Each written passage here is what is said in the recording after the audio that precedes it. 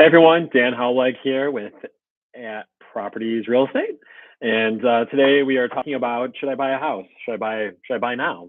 Right? It's November, so whether you're watching this November 2022, just want to make sure because I don't want you watching this in March of 2027 with whatever's going on then, thinking otherwise. But yeah, the question then really again is should I buy now? And the answer, the honest answer, whenever you have to use that word honest, it comes down to what do you think? What you need, right? Um, it's really what you need right now. And you're also planning for the future. You're planning for a lot of things. But the reason I say that is just because of the fact that we just got out of COVID. We're still in it.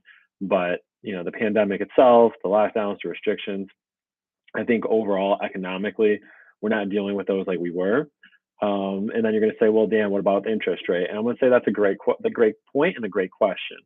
So we know over the last couple of years, we're seeing 2.5, 3%, whatever, 3.5 in that range. It was, easy to get money. It was accessible. And you were able to kind of, push a little bit more and go into numbers that you probably normally wouldn't be able to. Now we're seeing, 6.5, 7.5 in that range.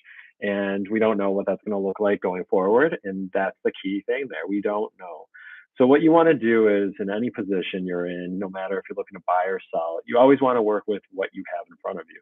You don't want the circumstances to dictate what you can achieve or what you want or what you need for your outcome. So let's just say like this, you're on the search because the fact that maybe you are, sorry, I had a suspected spam caller there. Maybe you are, looking to get out of a rental. Your rental is costing you $2,500, $3,000 a month, right? Let's get crazy here. Let's just say you are paying $3,000 a month for rent, right? That's what, 12 to 4, $36,000 a year, right? 2 years of that, what are you at? $72,000 just on rent. And we all know that we usually rent for more than 1, 2, sometimes up to 3 years. So you're looking to be spending, $100,000 on rent that you will not get a dollar back. Okay. The market's always moving. We know home values are going to go up and down because it really just moves to what the demand is, right? How much inventory is going to be out there, what again, the circumstances of buying, so your interest rate, the ability to get funding, all that kind of stuff, and, what you want. So you got to get on the search. That's first and foremost. Kind of see what's out there. Are things going to hit your needs? Second is when you're working with lending, you're going to understand where your rate's coming in, how much you're going to put down. We're having those conversations of what you're putting down because, well, you have to put some more money back into the property, possibly. A lot of positions we can come with. But let's just pretend for, just the baseline thing, you're coming in with about 10%. There's a lot of people who still do 20 and over. There's a lot of people who can do maybe like an FHA at 3.5. But let's just say right in the middle, 10%, right?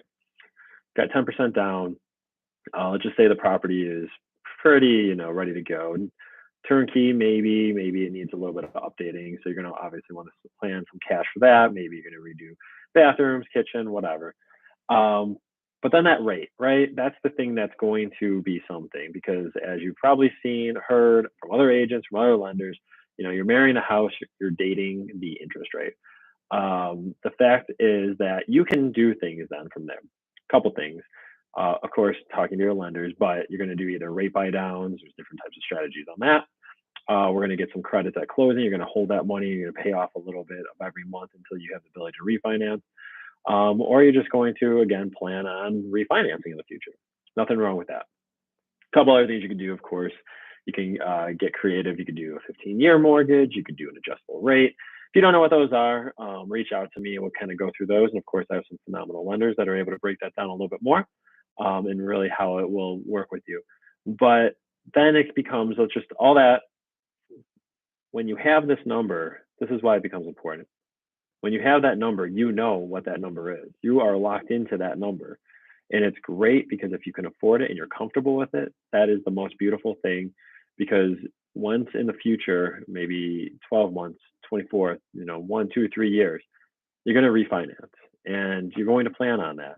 So you're going to be watching the rates. You're going to watch the trends. You're going to see how quickly things are increasing because if they're increasing, you're not going to refinance unless you did a lot of value add and you got rehab the place. You need to kind of cash out. That's okay. That's always a position you can do. The other thing is that you're going to want to make sure that you can, again, if you know what that number is and you're at it, you're going to be able to plan on that. But once we start to watch the trends coming down and you refinance, you're going to be able to reduce that monthly payment. So talk to your lenders again. Sometimes they offer different plans where you get a free refi at some point or a discounted one or something. Um, but that to answer the original question then that many have asked, and that's what we're posting here is, should I buy now? It comes down to what you need, right? I can't speak for you if you're going into work every day and maybe it's just an economic time where you're seeing some changes. That's scary. Do you want to actually go make a big change, make a big move when you don't know what you're kind of getting into? For some, yeah, it's great. People like that kind of stuff. It's empowering. You make a change. Maybe that's what you're looking for. Others, maybe they're just not in that position right now. Maybe we need to save a few dollars. Maybe you talk to a lender. You never want to feel like you're being pressured into things or based on again the circumstances of a move. You want to do it because you need to or want to, because you choose to. So we'll always have all the criteria in front of us. We'll always know what we're working with. You'll always have the ability to weigh the options. And again, at the end of the day, you make that decision. And if it gets into territory that you're uncomfortable with, that's it when you have that conversation with myself. That's when you say, like, look, I think we overextended. Great, we'll pull back a little bit. Let's see where we're at.